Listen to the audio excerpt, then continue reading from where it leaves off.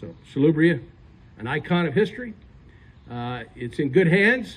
All of us who know Salubria and love it are just pleased and gratified that you folks are in charge of it, because in a way we love it as much as you do.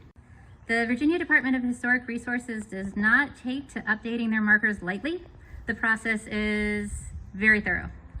Every word on that sign had to be researched, confirmed, and documented. So the DHR is basically like the FBI of history, and we love that. We love them for that. So rest assured that the marker is accurate, at least of today, it's accurate. The text tells a remarkable story of Salubria that was built in 1757 for Reverend John Thompson and his wife, Butler Brain Spotswood, the widow of Lieutenant Governor Alexander Spotswood. The house was likely constructed by both free and enslaved craftspeople, and is one of the oldest surviving homes in Culpeper. It acquired the name Salubria, meaning healthful, by the 1830s, and with its dry basement and breezy hilltop location, the name fits. Salubria was part of the Battle of Brandy Station. It hosted Union troops through the winter of 1863 and 64.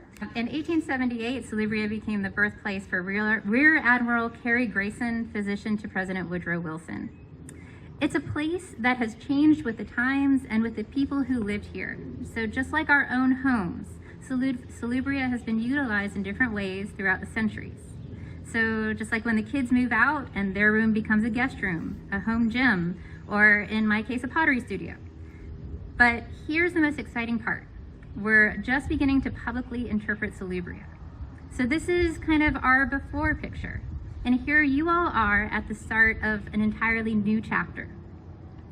Thanks to the semi-quincentennial grant from the Historic Preservation Fund administered by the National Park Service and decades of research, much of it from people in this audience, we're now transforming Salubria into a community resource, a place to explore, reflect, learn, and have some fun.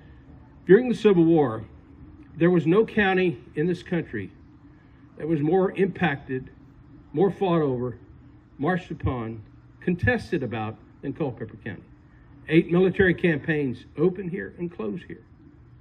And Salubria, as it fronts this important road artery out front, was a witness to all of that. There's no home in this county that witnessed as much military movement activity back and forth during the war in Culpeper County than the front yard of Salubria, the north side of Salubria. So as the war plays out, as the war starts, battles waged back and forth between the Rappahannock and the Rapidan River, 18 miles apart, at Kelly's Ford and at Raccoon Ford, 18 miles in between, back and forth. Up and down the old Carolina Road, which is, as I say, a mile to the west of here. So in 62, battles back and forth between Cedar Mountain, Culpeper Courthouse, back and forth. 63, this is when it starts to get serious for Salubria, and in as much as its impact by the war. The largest cavalry battle in American history, the Battle of Brandy Station, the threshold opening of the Gettysburg Campaign, starts when Federal cavalry crosses the Rappahannock at two places 8 miles apart. Beverly's Ford, Kelly's Ford. Kelly's Ford column, 2,000 men, is coming in this direction. Now, I would ask you to think for a second that absent this ridge, which is just north of Salubria, across the road and just north, that absent that ridge, the Battle of Brandy Station might have had a far different impact.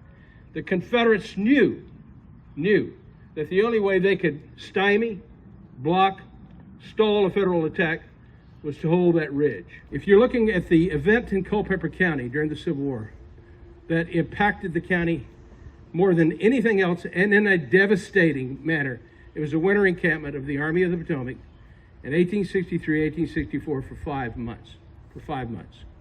An army of 120,000 men was camped in Culpeper County. This is the second military event that would impact Salubria.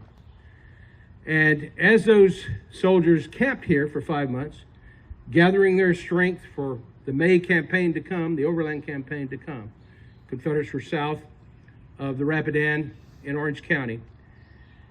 The Federal troops camped all around here. 20,000 soldiers, 20,000, count them. Second Corps of the Army of the Potomac camped right around here. One brigade at Stony Point, another brigade up here, another brigade at Shepherd's Grove.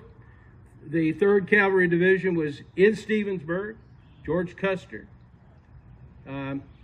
Judson Kilpatrick, they were in Culpeper. So Salubria was well known, and the brigade commander of these troops here, Henry Davies, used Salubria as his headquarters.